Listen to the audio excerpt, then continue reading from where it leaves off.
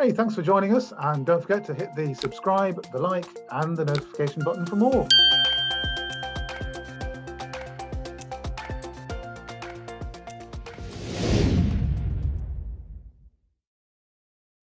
Okay, everybody, it's Kevin Wadsworth and Patrick Corinne, NorthStarBadCharts.com, and look who we've got for you today. We have Cem with us, one of our great followers on Twitter. Cem, how are you doing? Good to see you. Doing well. Thanks for having me, guys. Good to be here. Good. As I say, we've got lots of followers on Twitter there, and anyone who isn't following you at the moment certainly should be. So should seek you out. You can mention your Twitter handle at the end when we sign off. But yeah, we've got lots of questions for you. I know you're deeply into looking at the markets and what's going on at the moment, and probably everybody wanting to hear what you have to say about what's occurring. And just before we started recording here, we were looking at I mentioned that we might look at the 10-year yield chart and what's going on with interest rates and interest rate policy at the moment in the United States. So I'll just quickly share the chart, and hopefully you can see that. Hopefully everyone's seeing the 10-year yield chart, and really it's just a visual of what happened during the 1970s and then post sort of 1980, the regime that we've been in. And I've drawn this chart to try and illustrate the sort of shifting paradigms that we found ourselves in. Leading up to 1980 there, in the early 1980s, we were very much seeing the 10-year yield being supported by a rising support line, and yields and interest rates and inflation, of course, were on the rise during that period. Then this very sudden drop that occurred through the sort of period from 1980 to the mid-1980s, and we entered into a new regime where, rather than being supported by a rising support line, the 10-year yield was contained within a channel and effectively capped by a resistance line. So this is a technical sort of analysis way of looking at it. And I looked at that chart for quite a long time over the last 2, 3, 4, 5 years even, and looking at that resistance line, and I decided a while back to start calling it the pain line. And the reason that I started calling that the pain line is because it occurred to me, or it seemed to me, that there's a very good reason why the 10-year yield kept sort of testing that level and then failing and turning back down again. And for me, that was related to the growing pile of debt that the US has been accumulating over that time period. Of course, we're all very well aware that every time something goes wrong in the economy, on go the printing presses, and we create a whole load of new debt. So each time we do that, we kind of, to my mind anyway, are reducing the ability of the US to sort of raise rates materially for a long period of time above that level, or at least if we do, if rates and yields go above that for a long period of time, then we start to feel some kind of pain. And sure enough, when we saw the yields sort of pushing above that just recently, all sorts of bad stuff started to happen more broadly in the economy. And the sort of roadmap that I'm sort of postulating at the moment is that we have a new rising support line, very much like we did in the 1970s. And despite a lot of people saying that yields and rates and inflation and everything else is going to come all the way back down again, I just wonder from a technical chart perspective whether we are finding ourselves on this new sort of path and just what the consequences might be. So yeah, what do you think of all of that? What's your take on it?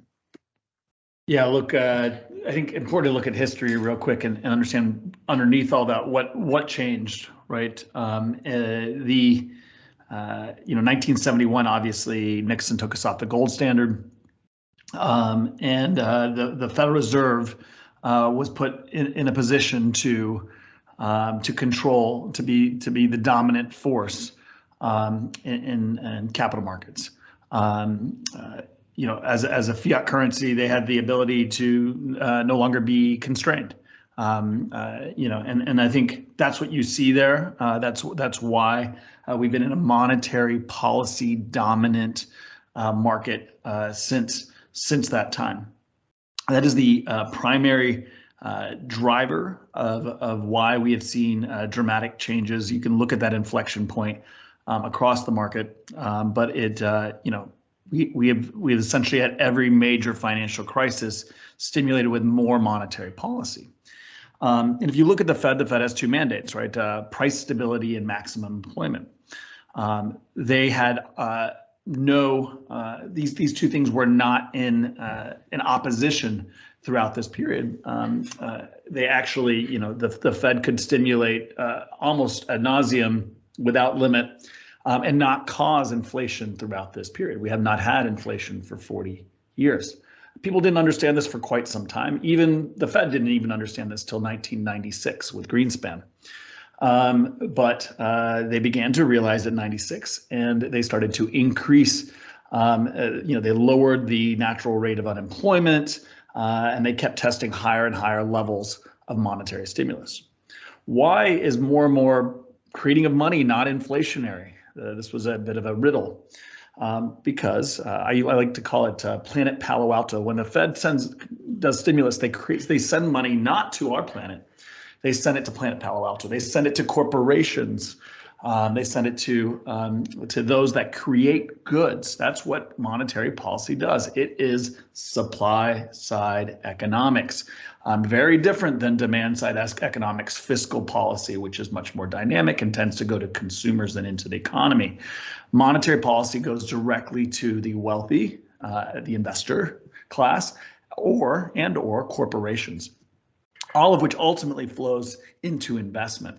So if we print $10 trillion and send it to Planet Palo Alto, and they create these amazing technological advanced goods like Ubers and Teslas and Amazons, and they send them back to our planet and the money never touches our shores, that is not inflationary. That is deflationary. And that's the part that's confused everybody for all these years. We are getting better, cheaper and cheaper supply, more technological advancement, more globalization, all the things that come with sending money to powerful people in corporations who have an incentive to create profits, to lower cost, create more, gather more market share. So for 40 years, we've had a monetary policy, supply side driven economic model, which is deflationary.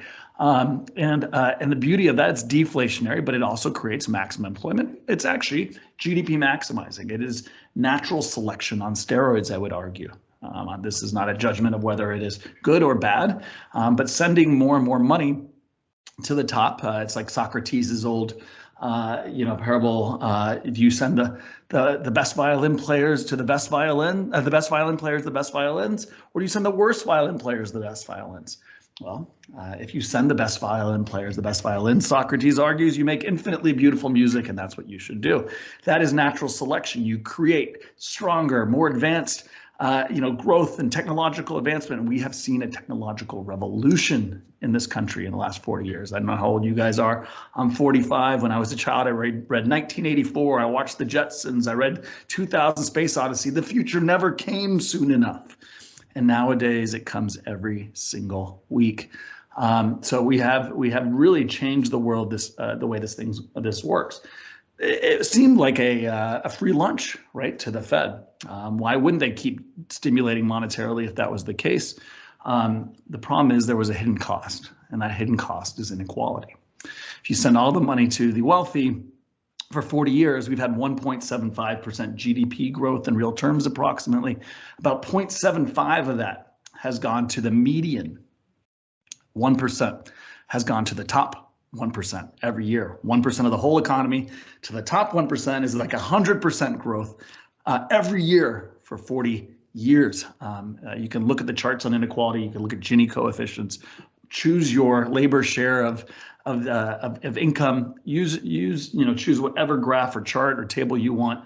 Inequality is at record levels, and we started seeing that about a decade ago. Populism started to grow as a function of this. Here in the U.S., we had Occupy Wall Street and the Tea Party, but it was new, it was nascent, and it didn't gain the traction that it needed to actually make a difference. Eventually, it grew into entities like Donald Trump on the right, Bernie Sanders on the left, and populism, not just here in the U.S., but globally, has increased dramatically as a function, and distrust of government. I will get into Bitcoin a bit later, but Bitcoin is a function of that distrust and that inequality among the labor class, which is the younger generation. Again, I'll get more into that a bit later.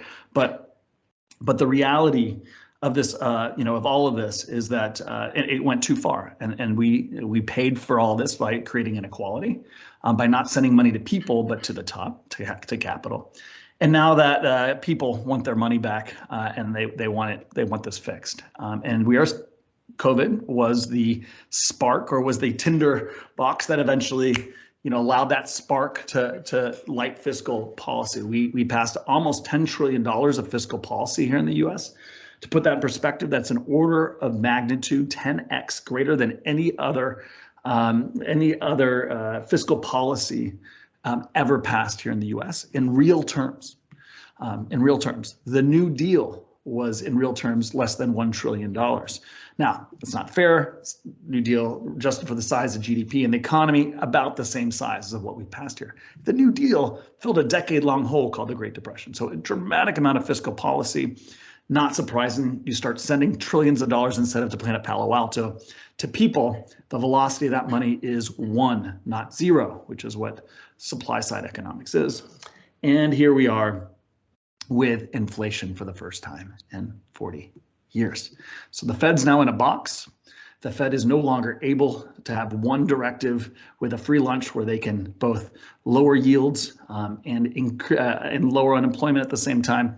Now they have an issue of diametrically opposed issues. And that's where we stand. That's why your graph looks like the way it is. That's why we're seeing a breakout now, because we've had fiscal policy and we're waking up to the realities of addressing inequality. And if we're going to do that, interest rates have to go secularly higher. And I'm happy to kind of dive in from there. Yeah, man, that's so much. So from that, how long the pendulum, so now the pendulum has swung to one extreme, like COVID being so right now the pendulum is going to swing the other side. How long until the pendulum has fully swung, but to the extreme? So how long do we have this 30 years? That's a wonderful question. That's a political question. So it's a hard one. It's not just a mathematical question. The question is, and again, to paint the picture, for 40 years, the baby boomer generation has benefited. They were the ones with the assets that have appreciated, that have been pushed higher by the Fed. They've invested in corporations and made almost 15% per year as a function of record margins and a record multiple expansion. But you have to remember, the younger class, the millennials on down, right, have been the labor class. They didn't have assets. They weren't able to benefit from the appreciation of capital. Quite the opposite. They've had to labor against technological advancement, globalization, and have seen very, very low income growth. They, to put it in perspective, they have about 40%. They're at 40% of the wealth creation that baby boomers were at this point in their generation. Household formation is below 30% of where baby boomers were at this point. So there's a catch-up effect that needs to happen, and that generation is pissed. They I think you guys hear it. We all hear it every day. This is not fair. The system is broken. Burn it down, right? And that's globally. It's also a global issue, right? Not fair. Globally, the U.S. has benefited from all of this. A lot of other countries say this is not fair. When you get in these periods, there tends to be a lot of geopolitical stress. Not surprising, we're seeing that as well. Deglobalization tends to come out of this. So my point is, we're at the beginning of a cycle, which is not generally a 1-2 year thing. You can't address 40 years of inequality and what we've done here, especially at the historic level that we've done it, in a couple of years. This is a secular issue. This 1968 to 82 is the most recent time we went through something like this. We can go look at that chart again, look at that period. What happened to equities during that period? In nominal terms, they went nowhere. For 14, we've 14 looked at that a few times. I mean, in nominal terms, the equities could go nowhere for in excess of a decade. And when you take inflation into account, you could be talking about a couple of decades for equities to recover lost ground versus the inflation there. And something else I just wanted to put into the mix here is that whilst everything that you've described in the United States has been going on, we have other dominoes falling, if you want to put it in that terminology, in other parts of the world. I'm not just talking about the military conflicts that are taking place, but the complex interactions of geopolitics, politics, and economics across the Eurozone at the moment. And the crisis really is probably the way to describe it in terms of energy prices and what it's doing to fiscal prudence. I mean, here in the United Kingdom, as you say, we spent a historic amount, like other Western nations, to bail out society from the partly self-imposed issues from the COVID pandemic. And now we find ourselves with another package of measures that actually is going to make the COVID measures look rather small. So we're talking about sort of bailouts of society, both individual consumers and industry, in order to pay their energy bills. I mean, what kind of a ramifications is that going to have over the next few years as well, in terms of the bigger picture? I mean, it just kind of feels as though we're entering a period that is uniquely dangerous for multiple reasons. Dangerous in terms of cohesion of society, and you've mentioned millennials and the fact that they're pissed about the entire situation, and to find that you're paying more for your heating bills in your one-bedroomed studio apartment than you are for the actual rent or mortgage is, it's a very hard pill to swallow. And I'm not entirely sure that everyone's going to lie down and accept that. Yeah, this is not a new thing. I want to be clear. Everybody's like shocked by all of this, so I can't believe it's happening. The reality is that when we decide to address inequality and we start doing financial transfers, it creates inflation. And that populism, which drives inflation, ironically, is exacerbated by inflation. Inflation's a flat tax. And so once a populist movement gets started, once the pendulum starts to swing, the inevitable outcome is more and more transfers and more fiscal policy. We've seen this again and again throughout history. It's a political movement, and the only way to address it within the constraints of the system, because you can send transfers, but it's just going to raise price, is to really do policies that are structurally good for economies, and that takes time. There's no easy fix. The point is, you can't take shortcuts like we have. We paid for this growth without inflation via inequality. And if we are going to address equality and improve cohesion in society, and address these issues, we need to make structural changes that are expensive. And they are suboptimal. We are optimizing to the median in mathematical terms as opposed to the mean. And those sound very similar, but they're very different things with very different outcomes. And importantly, when this starts happening, it has geopolitical effects globally. It's not just a local thing, because currency markets, like here in the US, the strong dollar is exporting inflation, right? It also becomes a competition game as opposed to a collaboration game. Corporations work, are all incentivized globally when money's flowing into capital to lower costs and to cooperate, and people at the top can cooperate, but people in society, in one country versus another, don't necessarily cooperate. You turn to a world at a time of nationalism, of protectionism, of competition over resources, and that's what we're seeing now. So these things cluster. People think they're unique, uncorrelated things, but there's a reason we had the Vietnam War and that we had the OPEC embargo and all these things during the 60s and 70s, while we were still dealing with the young generation battling equality and ideas of fairness. These things cluster. This happens for a while. We've seen this as well during the First and Second World War. As well. So you can go thousands of years of history and see these things. This is not new. These are periods of rebalancing. We are going from a cooperation game to a competition game globally, and there are geopolitical consequences of that. Yeah, so the consequences, essentially, they are the symptoms of monetary imbalances I've always thought that this way. All what we're seeing here are symptoms of something higher, these monetary imbalances, like you said, shifting the pendulum from one side to the other, and that's creating all this stuff. And it's human behavior, and it's repeatable. And people are scared, but they shouldn't, because they could actually profit from this. They understand what's happening. This is a time of immense opportunity. Yeah, I think that's important to know. Everybody's like, how do I invest? How can I make money? Assets aren't going to go up. They're going to go down, or they're going to go sideways and lose money in real terms. Yes, it's not easy. Guess what? You were given a free lunch. Everybody was taught it's easy. You just dollar cost average into everything and passively invest, and you make money. That's not how things have worked historically over long periods of time. The Fed gave you a free lunch by sending money to capital. I like to think of it as look, we're human beings, but in nature, broadly, if you don't have a conscience, survival of the fittest is not fair. Equality is not a concept that exists in nature, right? And so the natural state of things is competition and free markets on steroids, right? You know, if you give unlimited free money out there, it goes to the top, and certain entities gather all the power.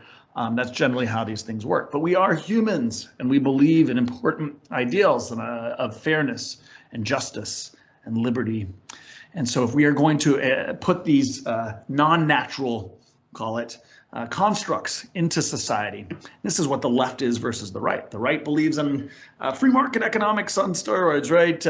Survival of the fittest, optimal outcomes, optimized to the mean. The left is about medians and fairness and justice, because we have an ego, we are human, we see ourselves as individuals, and want that level of fairness. So it's important to understand that this issue of fairness and justice and liberty and equality, right, ultimately is in conflict with optimal survival of the fittest economics, right? And so when over time it exerts itself on the system of optimal growth, which is this kind of natural selection process, this competition process, it creates slowdown in economic growth globally. It creates crises and reduction of output, and less for everybody, but more equality. And so I'm not saying one is right or wrong, right? They are both important concepts that we as humans believe in, but it's important to understand that concept is why these business cycles exist. This is why we don't just go along merrily at some increasing evolutionary path, right? And that there's major cycles where revolution or a rebalancing of this equality issue exists. So taking all that together, economics and fairness and equality, at the heart of all of that really is how we distribute wealth evenly or unevenly across society. And at the heart of that, of course, is fiat currency and the monetary system and the US dollar. And what I'm sort of getting at here in a roundabout way is, how do you see current global monetary systems weathering this storm? Do you see any major structural changes to a national level, the way that we I'm trying to find the words to sort of express this, but the way we share stuff in society? We currently use US dollars and euros and pounds and that kind of stuff, and we value stuff using fiat currency. Everything's compared to fiat. It's not compared to gold. Perhaps it should be, but it isn't. So we've got this paper funny money that has led us down a path that might not have a particularly pretty ending. And we now have, of course, a different a new alternative. Of course, we've got cryptocurrencies out there, and there'll be plenty of crypto fans watching this, and Bitcoiners and Ethereum fans and crypto fans generally, who are sort of chomping at the bit to sort of shout at the screen and say, yeah, but we've got the answer, we've got an alternative here. You've got the gold bugs saying, well, gold has been the store of wealth and everything should be sort of valued against gold. So what are your views of all of that? How do you see our monetary system moving through the next 10, 20 years? Yeah, again, this idea of fairness, right? Yeah. The reality is that money, since its early origins, has been almost the language of power, right? It is the way power is exerted. It is the means of how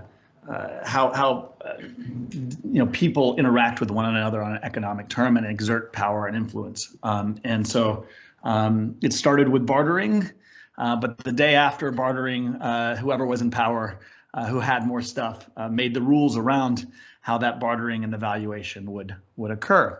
So money, to separate money from power is a wonderful idea. Again, just like fairness is a utopian ideal. But when it comes to practice, powerful entities the most powerful entities are going to have a very hard time letting go of that ability to control the system, and wresting that away from them, in my opinion, can only happen via another powerful entity taking that power away from them, or a vacuum of power existing, it's somewhere where this new system can be created. I've talked about this in passing, but it's almost like America, right? Think about America. America was this idea of leaving central power. It's the first kind of real democratic utopian ideals. The founding fathers came here and were coming away from subjugation and wanted some level of fairness. And they knew that it was a natural construct, so they created all kinds of checks and balances and this very elaborate system to make it very hard for the power of for power to corrupt the system. Not a perfect system by any means, but the only way, in my opinion, that it ever was able to happen was because there was a vacuum in America, right, where they could go and there was no other power structures and they could create a new system. Doing that within Europe or within the old powers was almost impossible. And this is the only time, if you look at throughout hundreds of thousands of years of human history, where freedom really existed, right? There really wasn't any other, unless somebody went to, again, a remote place and had created freedom in their own little way. We live in a world where that's very hard to do at this day and age, to find a vacuum of power to create these new rules. It's possible, but it's very difficult. And again, it is not in America's, it's not in China's, it's not in any other powerful entities in this world's best interest to let a system like crypto, right, or blockchain broadly, exert some level of constraint on their power. And again, that's why Nixon took us off the gold standard, right? They did that, to be clear, the U.S. and the Western economies have benefited immensely by that move. Fiat currency and the ability to exert power has accrued to the powerful, right? Both in terms of on a sovereign level as well as the wealthy level. And again, it's not fair, but life isn't fair, and a lot of things aren't fair in this world. Fairness would mean people in sub-Saharan Africa are making as much as people in Europe. That everything is equal and everybody gets taxed. We don't talk in those terms, right? We talk about fairness within our own little bubbles of fairness. Our families, our cities, our states, our countries are kind. And so the reality is power. And this is why we've had several different currency. The powerful end up being the central entity that can, have the exorbitant privilege of controlling the rules of the game. So my view is that highly unlikely, if anything, during times of crisis, as we've seen now already in the last year, power tends to, people tend to gravitate to where the power is, not away from it. In times of instability and competition, power accrues to those with the most power, generally. And so we are, going into a period of instability, going into a period of competition, and so the entities who have the most power are most likely to benefit the most. Again, the U.S. and Europe had a big divide. Guess what? Things got a little shaky. All of a sudden, the U.S. is a lot more interesting as an ally and as a partner, right? To a lot of entities. There's a lot of different parallels we can draw. The dollar again didn't go down like a lot of people expected when this stuff started happening. It's gone up, right? These are things that you'd expect, and we've seen historically during periods like this. Man, well, I know a place where there's a power vacuum, northern Quebec. We have polar bears, moose. I'm sure somebody could go there and start. Maybe Antarctica is going to be the next country, right? Let's send people there. I want to be clear. I'm not saying that crypto doesn't have a potential future, right? I'm just saying it takes time. It takes 200 years from now, if we've colonized Mars, or the right people have, maybe that's the new America. That's the new free utopian ideal where we, never allow for fiat to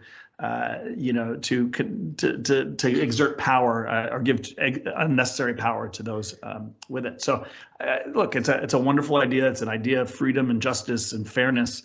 But absolute power corrupts absolutely, and at the end of the day, those with power want more. Again, doesn't sound fair, but again, fair is not really a natural construct, and it's important to keep that in mind. So let's say, okay, there's no power vacuum, and I keep hearing this word BRICS there, this initials BRICS or acronym. Can they steal? So can they can that conglomerate steal what the U.S. have and become the new power like that? They are not one people, understand. They all are competing with one another.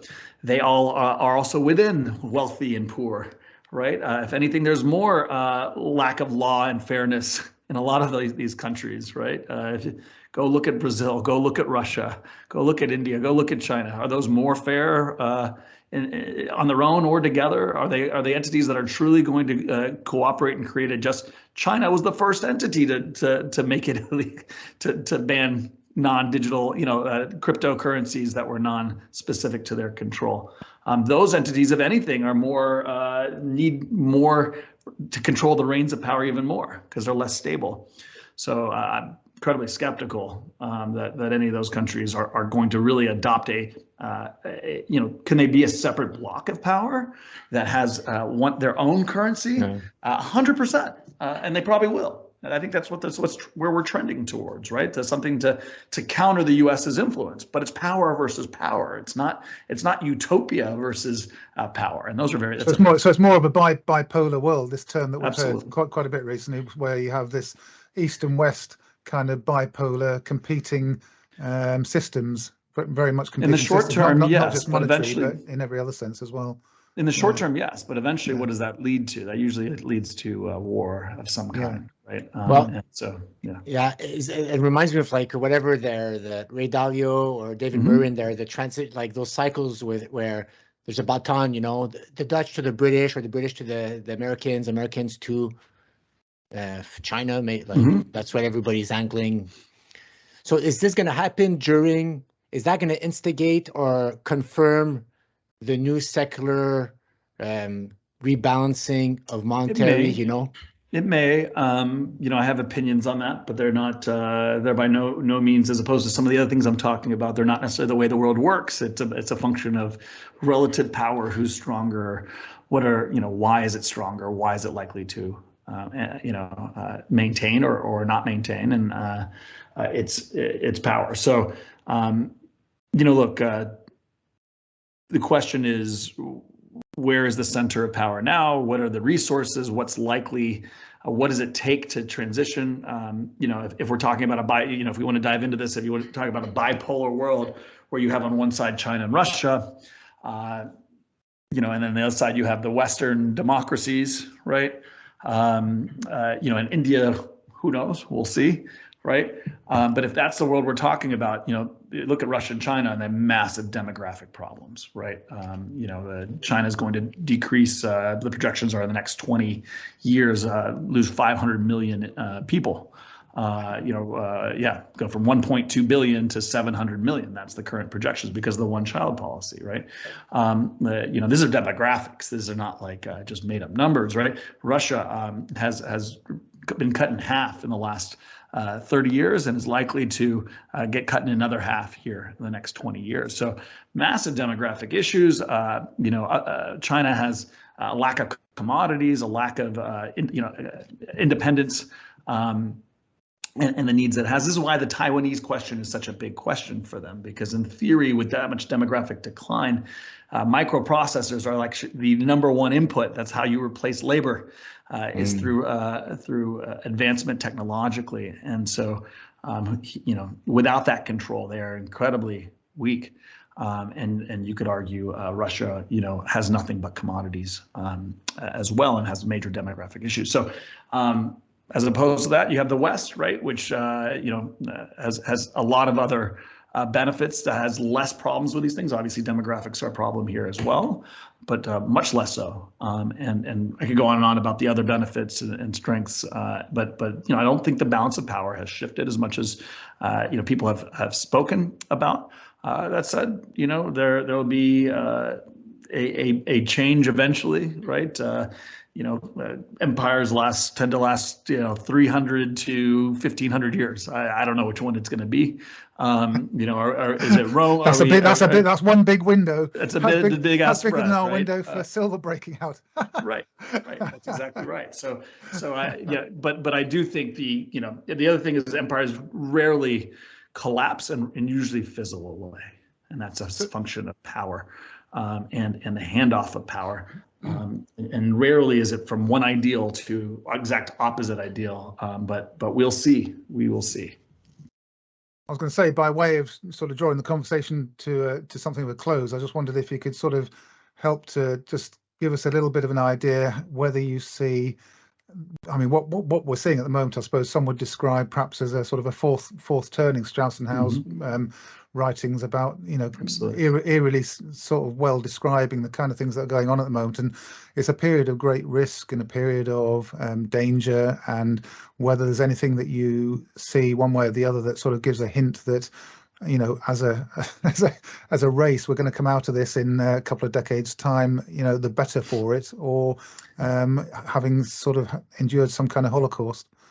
Yeah, I think it's important to note, when you're in it, it seems like the world's ending, right? If you talk to people who were, that were the teens in the 60s or in their 20s in the 60s and 70s, it was a time of incredible turmoil, and people thought the world was coming apart at its seams.